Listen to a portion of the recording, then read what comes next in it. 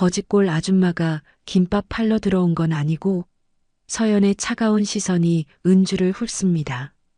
투스타면 뭐해? 결국 다방면아 국밥집 아줌마지. 면회소가 순식간에 얼어붙어요. 별 2개 달고도 이 꼴이야? 이런 가족둔 병사가 제대로 된 군인이 될 리 없어. 민수의 온몸이 떨리며 그만하세요. 제 이모예요.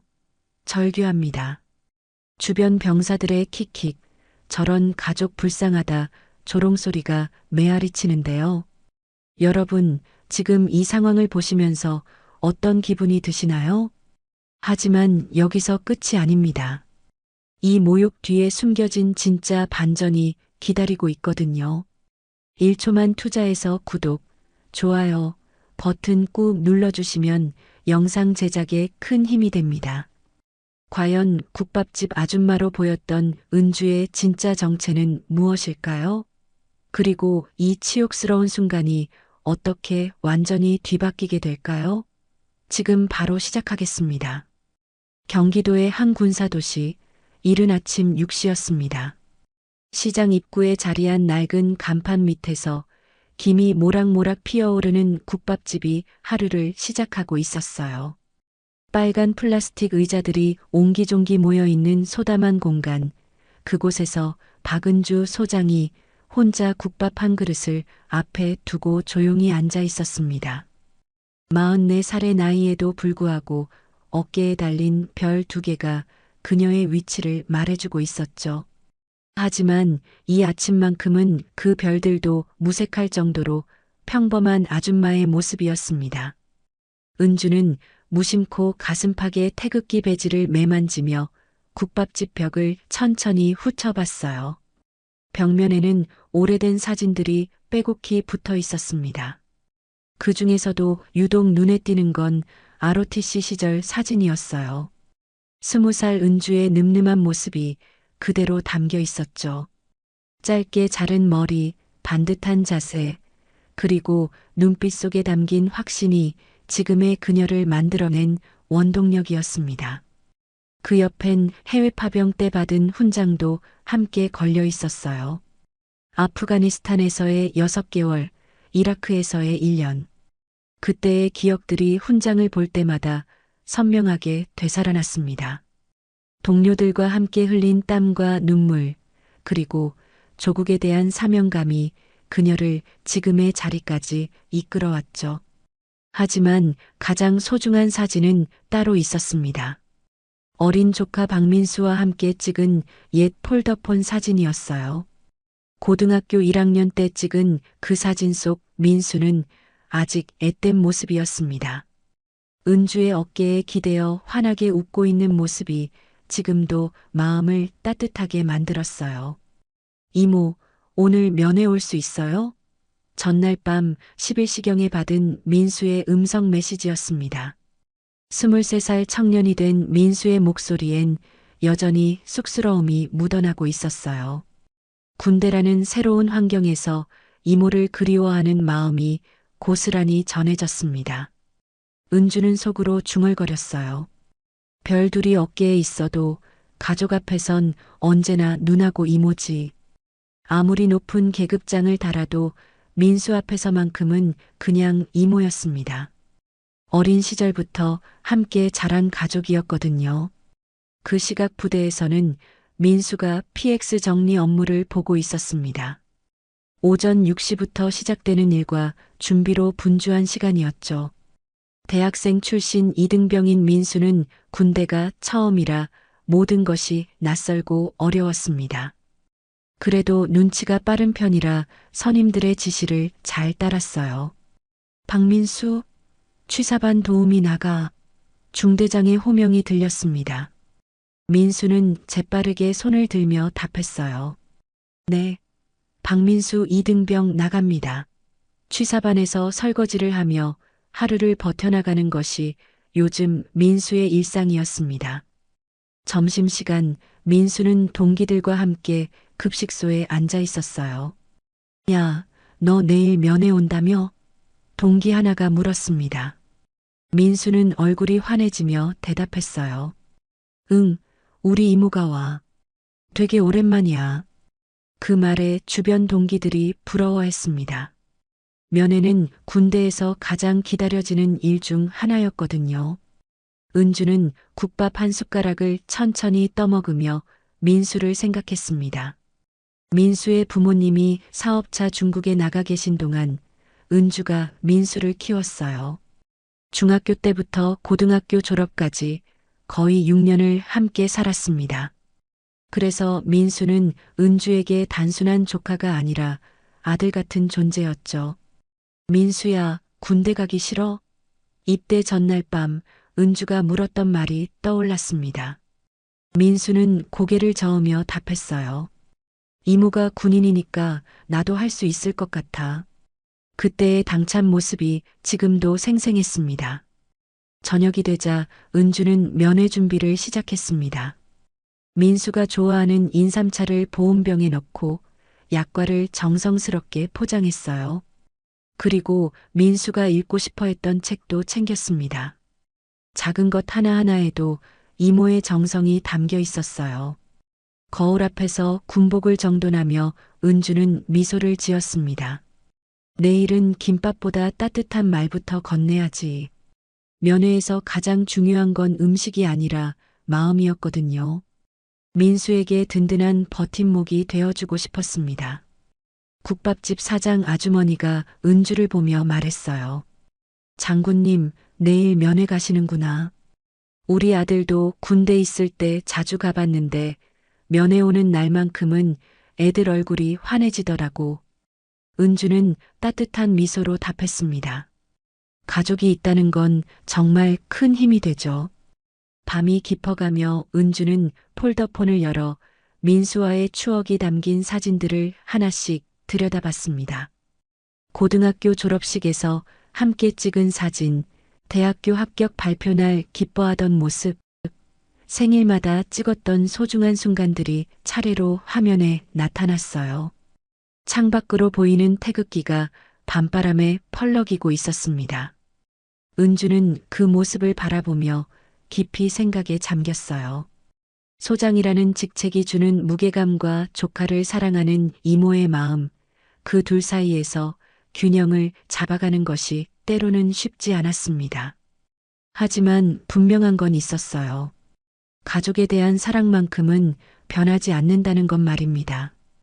별 2개의 무게만큼이나 가족에 대한 책임감도 무겁고 소중했거든요. 은주는 내일 면회에서 민수에게 전해줄 이야기들을 머릿속으로 정리하며 하루를 마무리했습니다. 토요일 오전 10시 면회소 앞은 가족들을 만나러 온 사람들로 북적이고 있었습니다. 박민수 이등병은 초조하게 번호표를 꼭 쥐고 서 있었어요. 73번이라고 적힌 작은 종이 조각이 그에게는 세상에서 가장 소중한 것처럼 느껴졌습니다. 민수는 시계를 자꾸 들여다봤어요. 이모가 언제 올까 궁금해서 견딜 수가 없었거든요. 주변엔 정장을 차려입은 부모님들, 예쁘게 화장한 누나들, 깔끔한 정장 차림의 형들이 줄지어 서 있었습니다. 모두들 면회를 위해 단정하게 차려입고 온 모습이었어요. 그때였습니다. 면회소 입구 쪽에서 익숙한 실루엣이 나타났어요. 낡은 바람막이 점퍼에 국밥집 앞치마를 허리에 걸친 40대 여인의 모습이었습니다. 머리는 대충 고무줄로 묶여 있었고 양손에는 김밥통과 인삼차가 담긴 보온병이 들려 있었어요. 바로 민수의 이모 박은주였습니다. 하지만 지금의 그녀 모습은 어제 국밥집에서 보던 모습 그대로였어요. 군복 대신 평상복, 그것도 평범한 동네 아줌마의 차림새였습니다. 은주는 서두르느라 옷 갈아입을 시간조차 없었거든요. 주변 병사들의 시선이 하나둘 은주에게 쏠리기 시작했습니다. 와, 저 아줌마 꼴 좀 봐라. 한 상병이 동료에게 속삭였어요. 면회 오는데 옷이 그게 뭐냐? 완전 동네 아줌마 스타일이네. 또 다른 병사가 킥킥거리며 맞장구 쳤습니다. 거짓골이 따로 없네. 저런 가족도 내 불쌍하다. 주변의 수군거리는 소리들이 점점 커졌어요. 민수의 얼굴이 점점 빨갛게 달아오르기 시작했습니다. 이모를 향한 사람들의 시선과 수군거림이 너무 창피했거든요. 은주는 그런 시선들을 느끼면서도 담담하게 걸어왔습니다. 오랜 군 생활로 다져진 그녀의 정신력은 이런 시선 정도로는 흔들리지 않았어요. 오직 민수를 만나는 기쁨만으로 가득 차 있었습니다. 그런데 그때였습니다. 정문 쪽에서 날카로운 구두굽 소리가 울려 퍼졌어요. 딱딱한 소리가 마치 군화 소리처럼 규칙적이고 강렬했습니다. 모든 사람들의 시선이 그쪽으로 향했어요. 특전사 중령 최서연이 나타났습니다. 35살의 그녀는 완벽하게 다림질된 군복을 입고 있었어요. 모든 단추 하나까지 반짝반짝 빛났고 구두는 거울처럼 윤이 났습니다. 머리는 한 올의 흐트러짐도 없이 깔끔하게 정돈되어 있었어요. 서연은 면회소 안을 둘러보더니 시선이 은주에게 멈췄습니다. 그리고는 은주를 위아래로 훑어보며 미간을 찌푸렸어요. 마치 뭔가 잘못된 것을 발견한 듯한 표정이었습니다. 여기 군 면회소 맞습니까? 서연의 목소리는 차갑고 날카로웠어요. 주변이 순식간에 조용해졌습니다. 모든 사람들이 긴장한 채 서연의 다음 말을 기다렸어요. 장난치러 온 건 아니겠죠? 서연의 시선은 여전히 은주에게 고정되어 있었습니다. 투스타면 뭐해? 결국 다방면아 국밥집 아줌마지. 별 2개 달고도 이 꼴이야? 그 말이 떨어지자 주변에서 웅성거리는 소리가 들렸어요. 일부 병사들은 서연의 말에 동조하듯 고개를 끄덕이기도 했습니다. 민수의 얼굴이 하얗게 질렸습니다. 온몸이 떨리기 시작했어요. 자신의 소중한 이모가 이런 모욕을 받는 걸 지켜보기가 너무 괴로웠습니다. 그만하세요. 민수가 목소리를 높였어요. 제 이모예요. 하지만 서연은 비웃듯 피식 웃을 뿐이었습니다. 아이고, 투스타 이모라더니 내가 기대한 건 멋진 장군님이었는데 이 꼴이 뭐야? 별 2개 달고도 결국 다방면아 국밥집 아줌마지. 이런 가족 둔 병사가 제대로 된 군인이 될 리 없어. 군기가 완전히 썩었네. 이런 가족을 둔 병사가 제대로 된 군인이 될 수 있겠어? 민수는 주먹을 꽉 쥐었습니다. 손톱이 손바닥에 파고들 정도로 세게 쥐었어요. 하지만 계급상 아무것도 할 수 없었습니다. 이등병인 자신이 중령에게 대들 수는 없었거든요. 그때 은주가 조용히 가방을 바닥에 내려놓았습니다. 그리고 서연을 똑바로 바라보며 차분한 목소리로 말했어요. 군기는 차림새에서 오는 게 아닙니다. 그녀의 목소리에는 흔들림이 전혀 없었습니다. 태도에서 시작되지요. 서연은 그 말에 코웃음을 쳤어요. 태도? 지금 나한테 훈계하는 거야? 목소리가 점점 날카로워졌습니다. 여기가 어딘 줄 알고 감히. 하지만 은주는 여전히 침착했습니다. 오랜 군 생활로 단련된 그녀에게는 이런 상황도 낯설지 않았거든요. 다만 민수가 상처받는 모습을 보는 게 가장 마음 아팠습니다. 주변은 이미 조롱 섞인 웃음과 수군거림으로 가득 찼어요. 면회 온 다른 가족들도 구경하듯 이쪽을 바라보고 있었습니다. 어떤 이는 고개를 저으며 혀를 찾고 어떤 이는 안쓰러운 표정으로 바라봤어요. 민수는 고개를 떨어뜨린 채 속으로 절규했습니다. 왜 이모까지 욕보여야 하는 거야? 이모가 자신 때문에 이런 모욕을 당하고 있다는 생각에 견딜 수가 없었어요. 서연은 승리한 듯한 표정으로 주변을 둘러봤습니다. 자신의 권위가 확실히 서는 것 같아 기분이 좋았어요. 이런 식으로 면회 와서 부대 분위기 망치지 말고 다음부턴 좀 단정하게 와. 마지막 일격을 가하듯 말했습니다. 은주는 여전히 조용했지만 그녀의 눈빛 깊숙한 곳에서 무언가가 변하고 있었습니다. 오랫동안 감춰왔던 진짜 모습이 깨어나려 하고 있었어요. 바로 그 순간이었습니다. 은주의 낡은 폴더폰이 울렸어요. 짧고 날카로운 벨소리가 면회소 안의 웃음소리를 순식간에 잠재웠습니다. 모든 사람들의 시선이 그 작은 폰으로 향했어요. 은주는 폴더폰을 천천히 열었습니다. 화면에 뜬 발신자 표시를 확인한 그녀의 표정이 미묘하게 변했어요. 그리고 단 한마디만 말했습니다. 특전사 군기가 찢어졌습니다. 목소리는 여전히 차분했지만 그 속에 담긴 권위는 달랐어요. 바로 잡아야겠습니다. 서연은 그 말을 듣고 어이없다는 표정을 지었습니다. 뭐라고? 지금 뭔 소리 하는 거야? 하지만 은주는 더 이상 대답하지 않았어요. 그저 조용히 전화를 마치고 폰을 접었을 뿐이었습니다. 3분도 채 지나지 않아 멀리서 굉음이 들려왔습니다. 처음에는 작은 소음 같았지만 점점 커지더니 하늘을 가르는 엄청난 소리가 되었어요. 모든 사람들이 하늘을 올려다봤습니다. 상공에서 UH-60 블랙호크 헬기가 나타났습니다. 거대한 프로펠러가 일으키는 바람이 면회소 주변 나무들을 휘청거리게 만들었어요. 헬기는 면회소 바로 옆 연병장에 착륙 준비를 시작했습니다. 저게 뭐야?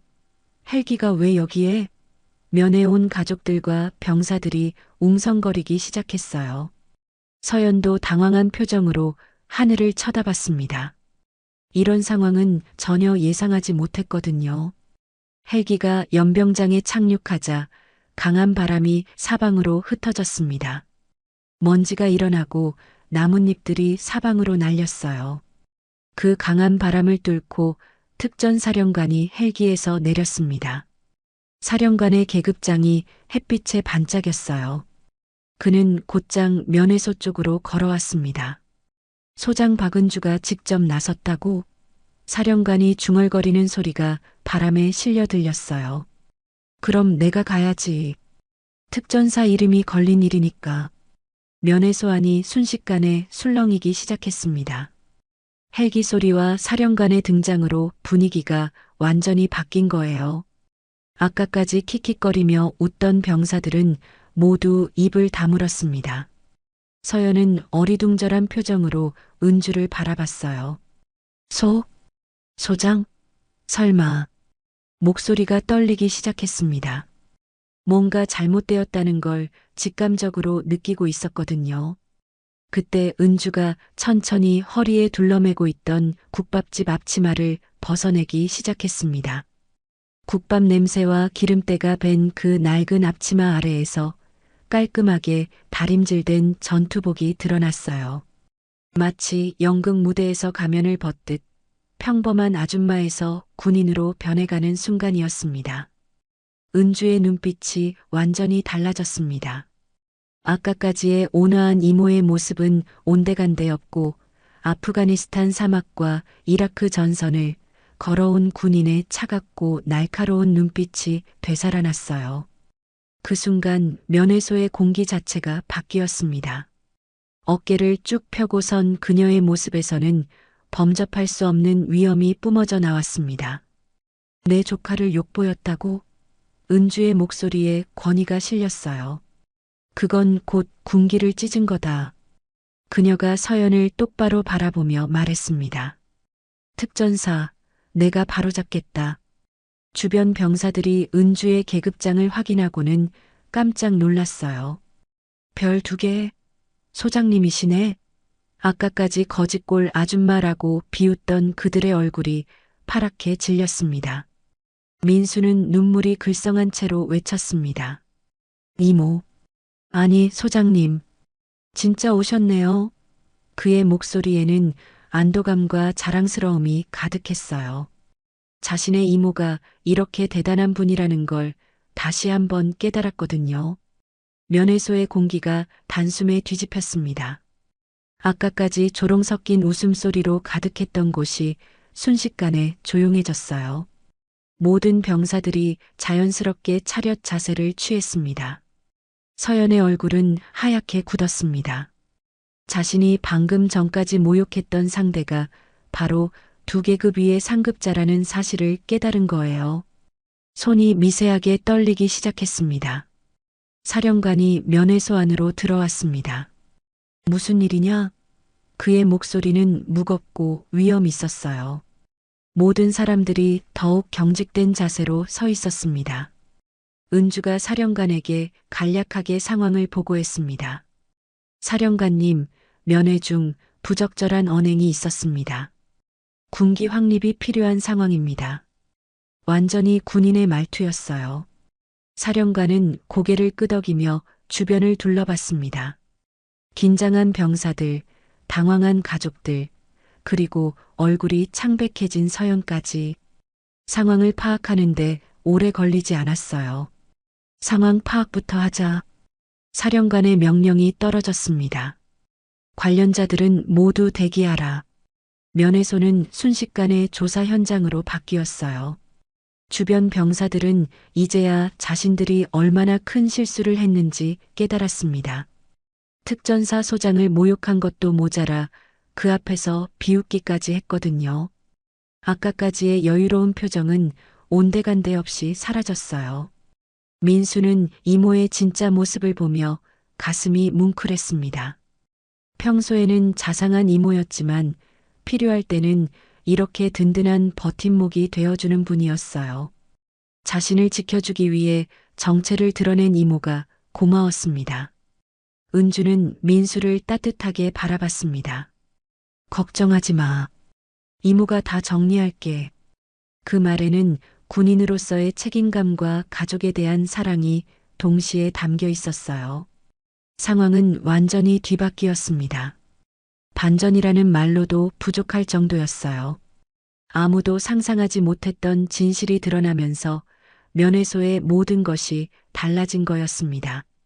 사령관의 지시로 즉시 현장 조사가 시작되었습니다. 면회소는 순식간에 조사실로 변했어요. 관련자들이 하나씩 불려나가 진술을 시작했습니다. 분위기는 무겁고 긴장감이 흘렀어요. 첫 번째로 불린 것은 서연이었습니다. 그녀는 여전히 당당한 모습을 유지하려 애썼어요. 면회 대기 중 기강회의가 있어 교육차 지도했습니다. 서연의 목소리는 차분했지만 어딘지 경직되어 있었습니다. 은주가 반박했어요. 교육이라 쓰고 모욕이라 읽혔다는 증언이 있습니다.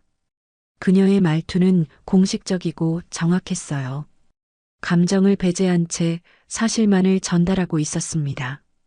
서연은 미소를 지으며 대답했습니다. 소장님, 정책상 절차는 제가 더 잘 압니다. 마치 자신이 현장을 더 잘 안다는 듯한 태도였어요. 신병 교육에는 때로 강한 표현이 필요합니다. 사령관이 면회소 관리병에게 물었습니다. CCTV 확인이 가능한가? 관리병은 당황한 표정으로 답했어요. 죄송합니다. 오늘 오전부터 저장 장치에 오류가 생겨서. 서연은 팔짱을 끼고 의미심장한 미소를 지었습니다. 참 안타깝네요. 카메라는 늘 중요한 순간에 고장나곤 하죠. 그 말에는 여유로움이 묻어나고 있었어요. 바로 그때였습니다. 구석에서 조용히 서 있던 한 병사가 조심스럽게 손을 들었어요. 죄송합니다. 말씀드려도 될까요? 모든 시선이 그에게 향했습니다. 저는 면회소 안내병 김상훈 일병입니다. 그의 목소리는 떨리고 있었어요. 오늘 소리가 좀 크게 나길래 혹시 문제가 생길까봐 제 개인 녹음기에 현장음을 녹음했습니다. 순간 면회소 안이 정적에 휩싸였습니다. 서연의 얼굴에서 여유로운 미소가 사라졌어요. 손이 미세하게 떨리기 시작했습니다. 예상하지 못한 변수가 나타난 거였거든요. 사령관이 엄숙한 표정으로 말했습니다. 재생해보자. 김상훈 일병은 떨리는 손으로 작은 녹음기를 꺼냈어요. 오래된 기계였지만 음질은 선명했습니다. 녹음기에서 서연의 목소리가 흘러나왔습니다. 투스타 이모 믿고 잘난 척하지 마. 여긴 특전사야. 별 2개도 소용없어. 그녀의 날카롭고 비하하는 말투가 생생하게 재생되었어요. 연병장은 잠시 정적에 휩싸였습니다. 모든 사람들이 녹음기에서 나오는 소리에 집중했어요. 서연의 얼굴은 점점 창백해졌습니다. 녹음은 계속되었습니다. 거짓골 아줌마가 김밥 팔러 들어온 건 아니고 다방녀도 아니고 군기가 썩었네 아주. 서연의 모든 발언이 그대로 담겨 있었어요. 서연은 허를 찬 듯 변명하기 시작했습니다. 이건 군기 확립을 위한 표현이었습니다. 과장 편집이네요. 하지만 그녀의 목소리에는 확신이 없었어요. 사령관은 낮은 목소리로 선을 그었습니다. 표현 하나가 군의 얼굴이 된다. 계속하자. 더 이상 변명의 여지가 없다는 것을 분명히 한 거였어요. 하지만 서연은 쉽게 물러나지 않았습니다. 오히려 공격으로 돌아섰어요. 그런데 이상하지 않습니까? 그녀가 은주를 바라보며 말했습니다. 가족사 안에 소장님이 직접 개입하시는 게 말입니다. 군인의 공정성에 의문이 생깁니다. 서연은 계속 말했어요. 혹시 조카를 위해 권력을 남용하시는 건 아닌지요? 역공을 시작한 거였습니다. 그 말에 주변이 다시 술렁거리기 시작했어요. 일부 병사들 사이에서 웅성거리는 소리가 들렸습니다. 서연의 말에도 일리가 있다고 생각하는 사람들이 있었거든요. 서연은 이 기회를 놓치지 않았습니다. 감사실에 보고하겠습니다. 이런 사적 개입은 문제가 될 수 있어요. 그녀의 목소리에 다시 자신감이 돌아왔어요. 사령관은 심각한 표정으로 2사람을 번갈아 봤습니다. 상황이 복잡해지고 있었어요. 단순한 언행 문제가 권력 남용 의혹으로 번지고 있었거든요. 은주는 침착하게 대답했습니다. 사령관님, 저는 절차에 따라 행동했습니다. 감정적 개입은 없었습니다. 하지만 서연의 반격으로 상황이 어려워진 것은 분명했어요. 그날 저녁 감사실로 급히 작성된 보고서가 전달되었습니다. 보고서에는 박은주 소장, 가족사안 개입 의혹이라는 제목이 굵은 글씨로 적혀 있었어요. 다음 날 아침 은주는 직무배제 통보를 받았습니다. 조사 기간 중 업무에서 제외한다는 공문이었어요. 국방색 텀블러에 담긴 인삼차는 식어가고 있었습니다. 국밥집 벽에 걸린 훈장들이 어둡게 보였어요. 은주는 그것들을 바라보며 깊은 생각에 잠겼습니다. 가족을 지키려 한 일이 오히려 독이 되어 돌아온 거였어요. 민수는 부대에서 이 소식을 들었습니다. 자책감이 몰려왔어요. 내가 이모를 끌어들였어. 내가 약해서. 스스로를 탓하는 마음이 컸습니다. 한편 서연은 병사들을 개별적으로 불러 압박하기 시작했어요. 다들 현명하길 바란다. 불필요한 증언은 커리어에 좋지 않다. 은근한 협박이었습니다. 겁에 질린 한 상병이 거짓 진술서를 제출했어요. 민수 이등병이 먼저 소란을 피웠습니다. 라는 내용이었습니다. 거짓이 공식 기록으로 남게 된 거였어요. 사령관은 은주에게 조용히 말했습니다. 내가 옳을지도 모른다. 하지만 내가 직접 나섰기에 의심이 더 크다. 군은 감정보다 절차다. 현실적인 조언이었어요. 은주는 고개를 끄덕였습니다. 알겠습니다. 그래서 절차로 이기겠습니다. 그녀의 목소리는 확고했어요. 제 감정은 여기서 접겠습니다. 군기가 군인을 살립니다. 모든 게 무너지는 것 같은 밤이었습니다. 은주는 홀로 태극기를 펼쳐놓고 오랫동안 바라봤어요. 별둘은 권력이 아니라 책임이라는 걸 다시 한번 깨달았습니다. 그래서 더 무거워야 한다고 생각했어요. 직무배제 통보를 받은 다음 날 은주는 평소와 다름없이 국밥집에 앉아 있었습니다. 하지만 어깨에 별 2개는 무거웠어요. 아니, 그 별들이 지닌 의미가 흔들리고 있었습니다. 감사실의 조사가 본격적으로 시작된 거였거든요. 서연의 반격은 생각보다 치밀했습니다. 그녀는 밤새 보고서를 작성했어요. 박은주 소장의 권력 남용 의혹이라는 제목 하에 여러 가지 의혹들을 나열했습니다. 조카를 위한 부당한 개입, 계급을 이용한 압력 행사, 군기 확립 방해 등이 주요 내용이었어요. 보고서는 번개처럼 군 상층부로 전달되었습니다. 국방부 감사실에서도 관심을 보이기 시작했어요. 여군 소장의 가족 특혜 의혹이라는 제목으로 언론에도 흘러나갈 가능성이 생겼습니다. 은주는 찬바람이 부는 국밥집에서 식어버린 인삼차를 바라봤어요. 숟가락을 천천히 내려놓으며 중얼거렸습니다. 내가 평생 지켜온 이 군복이 오늘은 나를 지켜주지 못하는구나. 벽에 걸린 태극기가 바람에 흔들리는 것처럼 그녀의 마음도 처음으로 흔들리고 있었어요. 벽에 걸린 훈장들이 평소보다 더 어둡게 보였습니다.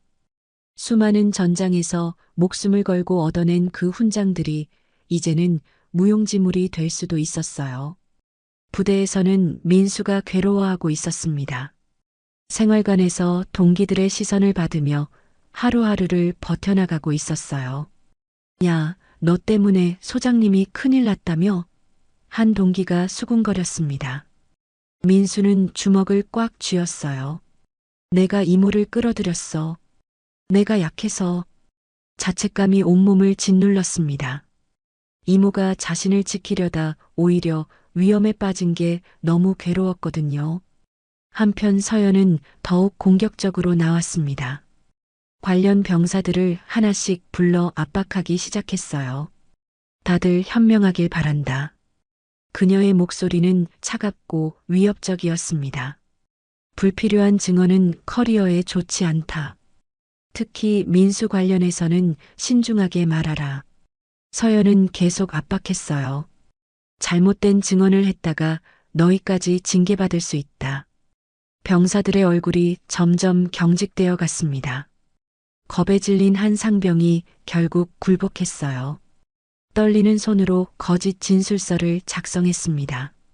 민수 이등병이 먼저 소란을 피웠고 면회소 분위기를 어지럽혔습니다. 라는 내용이었어요. 그 거짓 진술서는 공식 기록으로 남게 되었습니다. 한번 기록에 남은 거짓은 진실을 가리는 강력한 무기가 되었어요. 서연은 만족스러운 미소를 지었습니다. 면회소 안내병 김상훈도 압박을 받았어요. 내가 녹음한 건 좋은 일이었다. 서연이 그에게 말했습니다. 하지만 그 녹음의 전후 맥락을 제대로 설명해야 할 거다. 내가 들은 건 교육적 지도였다는 걸 분명히 하라. 서연의 말에는 협박이 섞여 있었어요. 만약 다른 식으로 해석한다면 내 미래도 보장할 수 없다. 김상우는 고민에 빠졌습니다. 진실을 말하자니 자신의 앞길이 막막했고 거짓을 말하자니 양심이 허락하지 않았어요. 밤잠을 이루지 못하며 괴로워했습니다. 사령관은 은주를 따로 불렀어요. 사령관실에서 둘만의 대화가 시작되었습니다. 박 소장, 상황이 좋지 않다.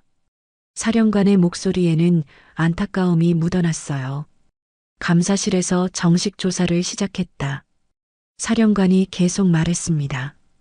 가족 특혜 의혹, 권력 남용 의혹, 여론도 좋지 않다. 현실적인 상황을 알려주는 거였어요. 은주는 침묵했습니다. 예상했던 일이지만 막상 현실로 닥치니 무겁게 느껴졌어요. 내가 옳아도 내가 나섰기에 의심이 더 크다. 사령관의 말이 핵심을 찔렀습니다. 군은 감정보다 절차다. 사령관이 덧붙였어요. 아무리 가족을 지키고 싶어도 절차를 무시할 수는 없다. 냉정하지만 현실적인 조언이었습니다. 은주는 고개를 끄덕였습니다. 알겠습니다. 그래서 절차로 이기겠습니다. 그녀의 목소리는 여전히 확고했어요. 제 감정은 여기서 접겠습니다. 군기가 군인을 살립니다. 은주가 마지막으로 말했습니다. 개인적인 감정을 넘어서 군인으로서의 원칙을 지키겠다는 의지였어요. 그날 밤 은주는 홀로 집에서 태극기를 펼쳐놓고 오랫동안 바라봤습니다. 20살 때 처음 입대하던 날의 마음가짐을 되새겨봤어요. 나라를 지키겠다는 순수한 마음이었습니다. 수많은 훈련과 실전 경험을 쌓으며 별 2개까지 달게 된 여정을 돌이켜봤어요. 매 순간이 치열했고 매번 자신을 증명해야 했습니다. 여군이라는 이유로 더 많은 편견과 시선을 감내해야 했거든요. 별 2의 무게는 은주가 중얼거렸습니다. 오늘 조금 더 무거워졌지만 더 단단해져야 한다. 위기 앞에서도 흔들리지 않는 마음을 다짐했어요. 한편 민수는 생활관에서 동기들과 멀어져 가고 있었습니다. 누구도 그에게 먼저 말을 걸지 않았어요. 소장의 조카라는 사실이 오히려 부담이 되었습니다. 이등병 박민수, 면회 금지 처분이다. 중대장의 통보였어요. 조사가 끝날 때까지 외부인과의 접촉을 금한다. 민수와 은주 사이의 연결고리마저 끊어진 거였습니다. 민수는 창밖으로 펄럭이는 태극기를 바라보며 눈물을 참았어요. 이모, 미안해요. 작은 목소리로 중얼거렸습니다. 자신 때문에 이모가 고생하고 있다는 죄책감이 너무 컸어요. 서연은 승리를 확신하며 미소 지었습니다. 자신의 계획이 성공적으로 진행되고 있었거든요. 권력이 뭔지 보여줘야지. 그녀는 속으로 생각했어요. 하지만 진실은 그렇게 쉽게 묻히지 않았습니다. 어둠 속에서도 진실을 지키려는 사람들이 있었거든요. 작은 용기들이 모여 큰 변화를 만들어낼 준비를 하고 있었습니다. 밤은 깊어갔고 태극기는 여전히 바람에 펄럭이고 있었습니다. 내일은 더 큰 시련이 기다리고 있을지 모르지만 진실의 힘은 결코 꺾이지 않을 거였어요. 며칠이 지난 어느 날 저녁, 민수는 중요한 결심을 했습니다. 생활관에서 동기들의 차가운 시선을 받으며 혼자 앉아있던 그가 갑자기 일어났어요. 이모의 힘이 아니라 내 목소리로 바로잡겠습니다. 민수는 조용히 생활관을 돌기 시작했습니다. 먼저 면회소에 있었던 병사들을 하나씩 찾아갔어요. 형, 그날 정말 무슨 일이 있었는지 다시 생각해 봐 주세요. 간절한 목소리였습니다. 처음에는 모두들 피했습니다. 서연의 압박 때문에 입을 다물고 있었거든요. 야, 괜히 문제 크게 만들지 말자. 한 상병이 고개를 저었어요. 우리까지 징계받으면 어쩔 거야?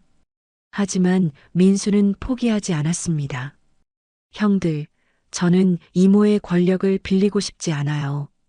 그냥 진실이 알려졌으면 좋겠어요. 그의 진심이 담긴 말이 조금씩 병사들의 마음을 움직이기 시작했습니다. 가장 먼저 마음을 연 건 김상훈 일병이었어요. 면회소 안내병으로 그날 상황을 가장 가까이서 본 그였습니다. 민수야, 나도 사실 괴로웠어. 그의 목소리는 떨리고 있었어요.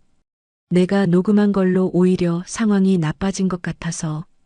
김상훈은 죄책감에 시달리고 있었습니다. 서연 중령이 나를 계속 압박해. 말 바꾸라고.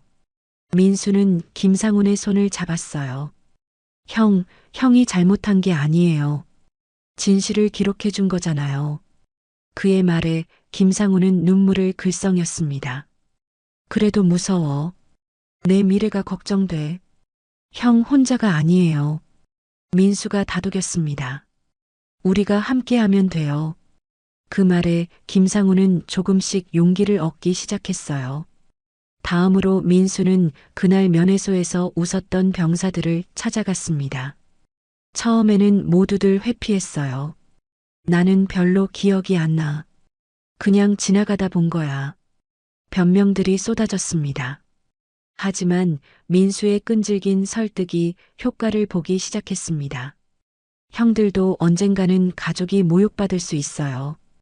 그때도 이렇게 모른 척 하실 건가요? 가슴을 찌르는 말이었어요. 한 병사가 먼저 입을 열었습니다. 사실, 나도 있었어. 중령이 너무 심하게 말하는 거 봤어. 작은 목소리였지만 용기 있는 고백이었습니다. 거짓골이라고. 정말 심했어. 그 말에 다른 병사들도 하나둘 고개를 끄덕이기 시작했어요. 나도 들었어. 나도 봤어. 중령 말이 너무 심했던 건 맞아. 얼어붙었던 증언들이 조금씩 녹아내리기 시작했습니다. 민수는 밤늦게까지 생활관을 돌며 병사들과 이야기했습니다. 녹음은 없을지 몰라도 내 기억은 선명해요. 저도 제 눈으로 봤습니다. 하나둘씩 진실의 증언자들이 나타났어요. 면회소 복도에서 우연히 10초짜리 동영상을 찍은 병사도 있었습니다. 이거 혹시 도움이 될까? 스마트폰 화면에는 서연이 큰 소리로 말하는 모습이 담겨 있었어요. 주말 당직병의 일지도 발견되었습니다. 면회소에서 큰 소리와 웃음소리 들림이라고 기록되어 있었어요. 작은 조각들이었지만 모두 모이면 진실의 그림을 그릴 수 있었습니다. 민수는 이 모든 증거와 증언들을 정리하기 시작했어요. 그리고 직접 진술서를 작성했습니다. 저는 박민수 이등병입니다. 저는 이모의 서명을 원하지 않습니다. 제 이름으로 씁니다. 진술서에는 그날의 상황이 자세히 기록되어 있었어요. 저는 면회소에서 모욕을 받았습니다. 그 말들은 저 개인만이 아니라 군의 품위를 깎아내렸습니다. 민수만의 목소리가 담긴 진술이었어요. 한편 은주는 한 발 뒤로 물러서서 민수를 지켜보고 있었습니다. 직무배제 상태에서도 그녀는 절차적으로 도움을 주었어요. 서류 검토, 증언자 보호 방안, 2차 피해 방지책 등을 조언했습니다. 그래, 민수야. 은주는 조용히 중얼거렸어요. 싸움은 내가 이기는 게 아니라 원칙이 이겨야 끝나는 거다. 조카가 스스로 일어서는 모습을 보며 뿌듯해했습니다. 서연은 이런 움직임을 감지하고 더욱 압박을 가했습니다. 누가 민수를 부추기고 있는 거냐? 그녀는 의심의 눈초리를 보냈어요. 박 소장이 뒤에서 조종하는 게 아닌가? 하지만 병사들의 증언은 순수했습니다. 누군가의 조종이 아니라 양심의 소리였거든요. 중령님, 우리는 그냥 봤던 걸 말하는 거예요. 김상훈이 떨리는 목소리로 말했습니다. 거짓 진술서를 냈던 상병도 양심의 가책을 느끼기 시작했어요. 밤마다 잠을 이루지 못했습니다. 내가 거짓말을 했어. 괴로워하며 뒤척였어요. 결국 그 상병도 진실을 털어놓기로 했습니다. 제가 거짓 진술을 했습니다. 떨리는 목소리로 고백했어요. 서연 중령의 압박 때문이었어요. 민수는 아무 잘못이 없어요. 진실의 조각들이 하나씩 맞춰지기 시작했습니다. 녹음 파일, 동영상, 일지, 그리고 무엇보다 용기 있는 증언들이 모였어요. 흩어져 있던 퍼즐이 완전한 그림을 만들어가고 있었습니다. 민수는 모든 자료를 정리한 뒤 사령관에게 재조사를 요청했습니다. 사령관님, 저는 제 이름으로 진실을 말하고 싶습니다. 더 이상 이모의 그늘에 숨지 않겠다는 의지였어요. 저희가 모은 증거들을 검토해 주세요. 민수가 정리한 파일은 두꺼웠어요. 이 모든 건 제가 주도했습니다. 이모는 관여하지 않았어요. 사령관은 민수의 진술서를 읽어보며 감탄했습니다. 23살 청년이 보여준 용기와 성숙함에 놀랐거든요. 이등병 박민수, 내가 직접 한 일이냐? 예, 사령관님. 민수의 대답은 확고했어요. 저는 더 이상 누군가의 보호막 뒤에 숨고 싶지 않습니다. 진정한 성장의 순간이었습니다. 은주는 멀리서 이 모든 과정을 지켜봤어요. 자신의 조카가 어른이 되어가는 모습을 보며 뭉클했습니다. 잘했다, 민수야.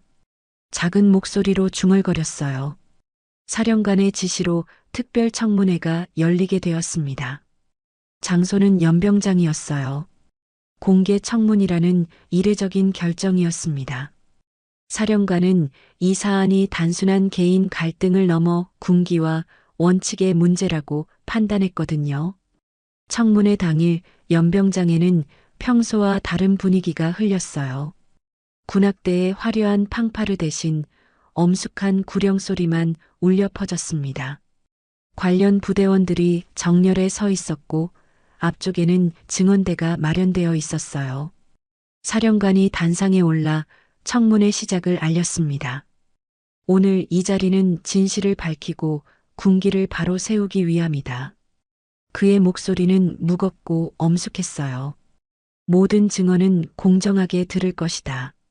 첫 번째로 증언대에 선 사람은 민수였습니다. 23살 이등병의 어깨는 떨리고 있었지만 눈빛만큼은 확고했어요. 마이크 앞에 서서 깊게 숨을 들이마셨습니다. 저는 박민수 이등병입니다. 민수의 목소리가 연병장에 울려 퍼졌어요. 저는 이모의 별을 빌리지 않겠습니다. 제 이름으로 말합니다. 당당한 선언이었습니다. 면회소에서 저는 모욕을 받았습니다. 민수가 계속 말했어요. 그 말들은 제 가족만이 아니라 군의 품위를 깎아내렸습니다.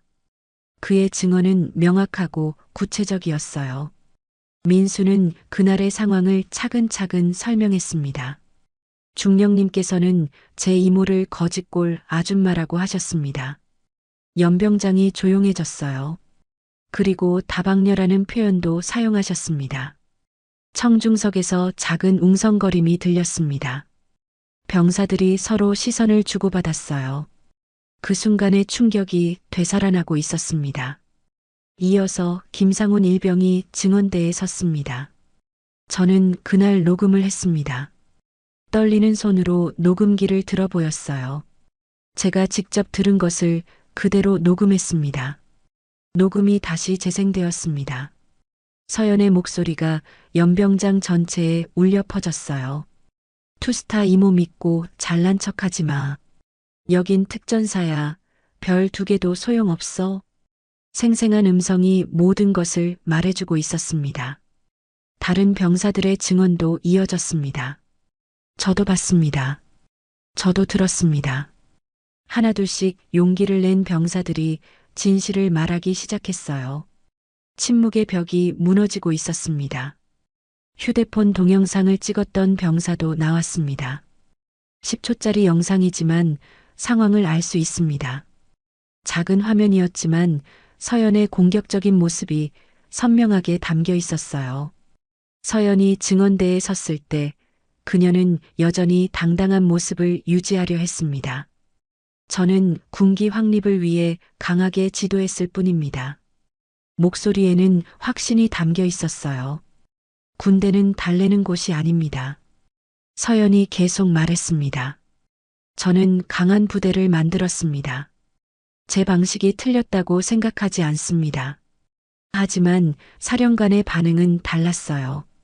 그가 천천히 일어나며 무거운 목소리로 말했습니다. 강함은 약자를 밟는 데서 오지 않는다. 연병장 전체가 정적에 휩싸였어요. 강함은 원칙을 지킬 때 생긴다. 그 순간 또 다른 반전이 일어났습니다. 사령관이 스크린을 가리켰어요.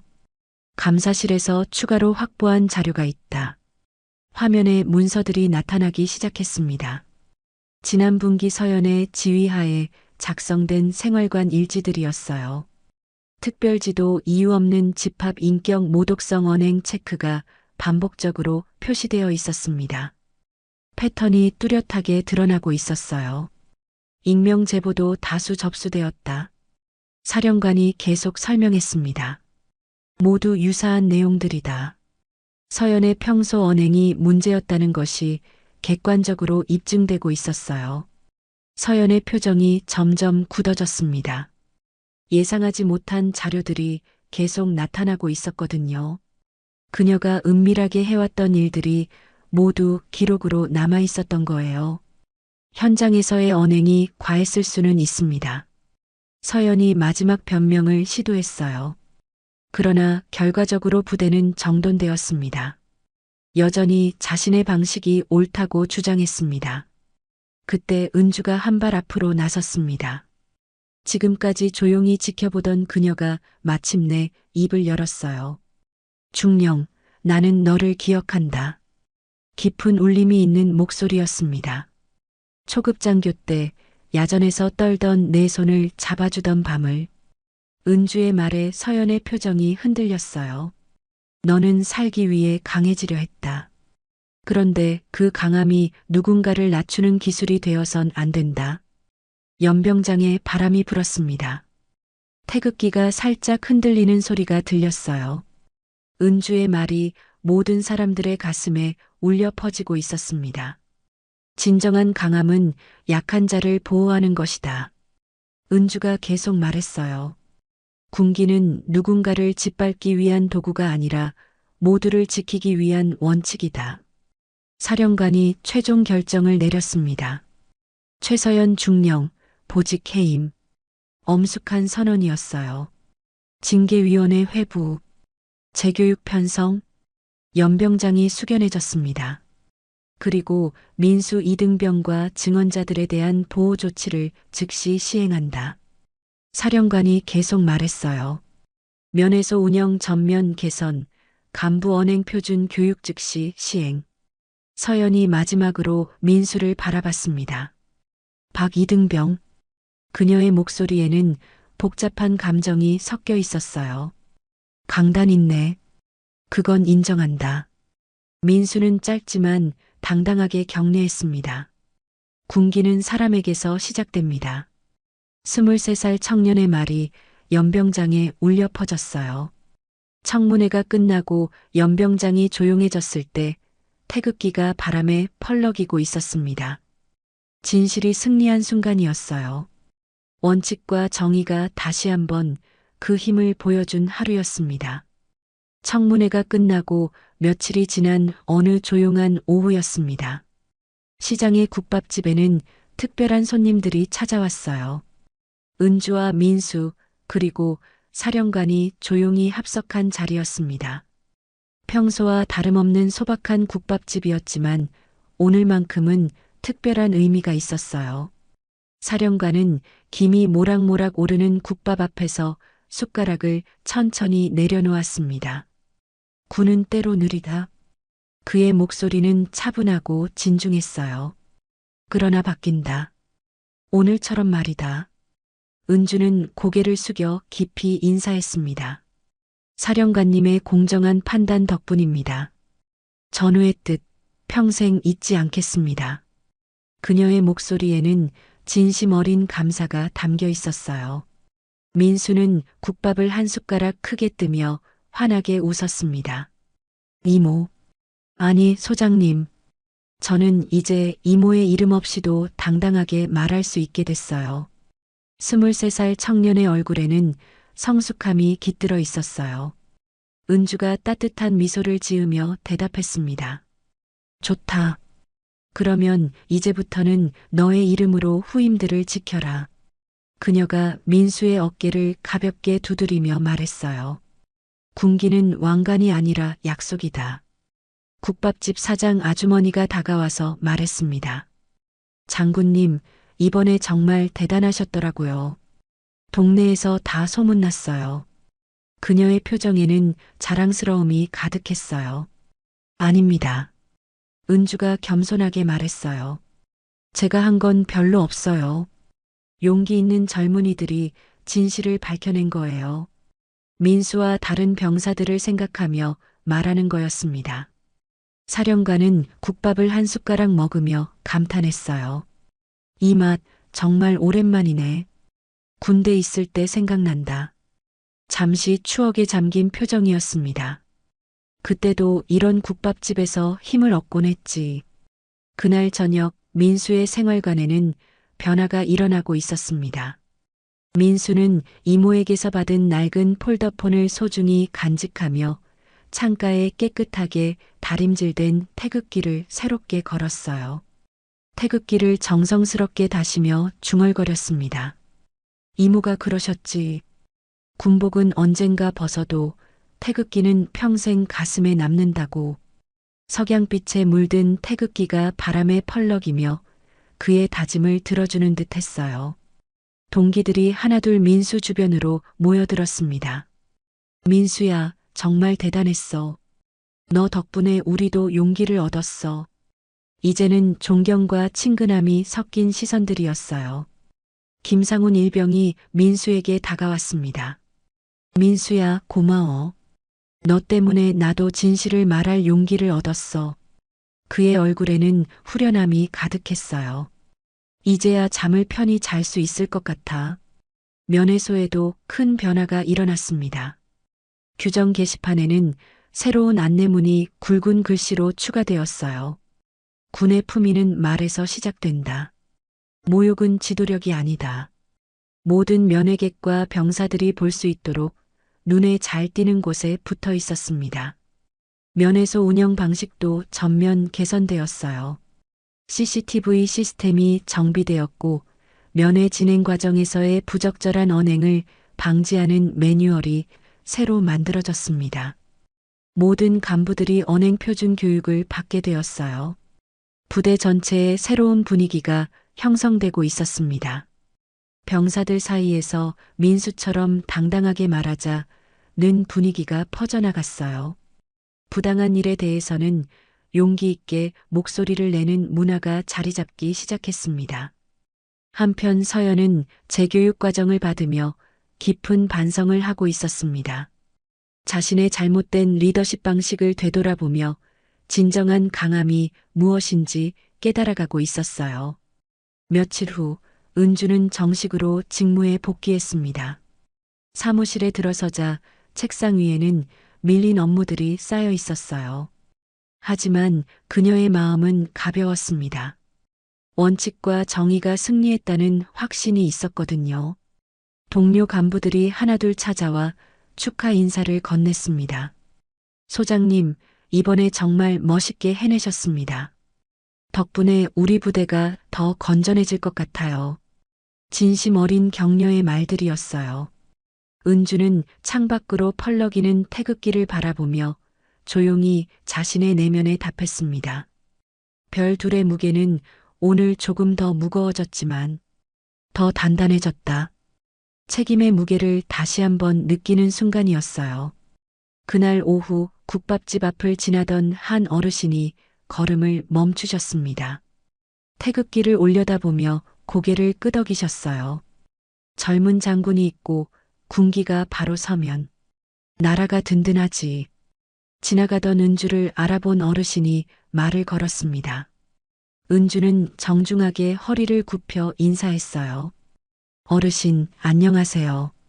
그녀의 태도는 겸손하고 따뜻했습니다. 국민이 계시니 군이 있습니다. 은주가 경례하며 말했습니다. 필승. 짧지만 힘있는 구호였어요. 어르신은 뿌듯한 표정으로 고개를 끄덕이셨습니다. 민수는 부대에서 새로운 역할을 맡게 되었습니다. 신병 교육 보조 업무였어요. 새로 들어오는 후배들에게 올바른 군 생활에 대해 알려주는 일이었습니다. 군대는 강한 자가 약한 자를 보호하는 곳입니다. 민수가 신병들에게 말했어요. 서로 존중하고 배려하는 것이 진정한 군기입니다. 그의 말에는 경험에서 우러나온 진실이 담겨 있었어요. 저녁이 되어 은주와 민수가 다시 국밥집에서 만났습니다. 이제는 자연스럽게 이모와 조카로 돌아간 시간이었어요. 이모, 오늘 하루 어떠셨어요? 민수가 환하게 웃으며 물었습니다. 바쁘지만 보람찼다. 은주가 대답했어요. 너는 어때? 후배들 가르치는 일이 힘들지 않니? 여전히 조카를 걱정하는 이모의 마음이었습니다. 전혀요. 오히려 재밌어요. 민수의 대답이었어요. 이모가 저에게 해주신 것처럼 저도 후배들에게 든든한 선배가 되고 싶어요. 국밥집 창밖으로 해가 지고 있었습니다. 노을빛이 태극기를 물들이며 하루를 마무리하고 있었어요. 은주와 민수는 조용히 국밥을 먹으며 평범하지만 소중한 시간을 보내고 있었습니다. 멀리서 바람이 불어와 태극기를 흔들었습니다. 그 모습을 바라보며 은주는 생각했어요. 진정한 승리는 누군가를 이기는 것이 아니라 원칙을 지키는 것이라고 말입니다. 그리고 그 원칙을 지키기 위해서는 용기 있는 사람들이 함께 일어서야 한다는 것을 다시 한번 깨달았어요. 별 둘의 무게는 여전히 무겁지만 이제는 그 무게를 짊어질 수 있는 든든한 동료들이 생겼습니다. 민수와 같은 용기 있는 젊은이들, 진실을 지키는 병사들, 그리고 정의를 실현하는 지휘관들이 함께하고 있었거든요.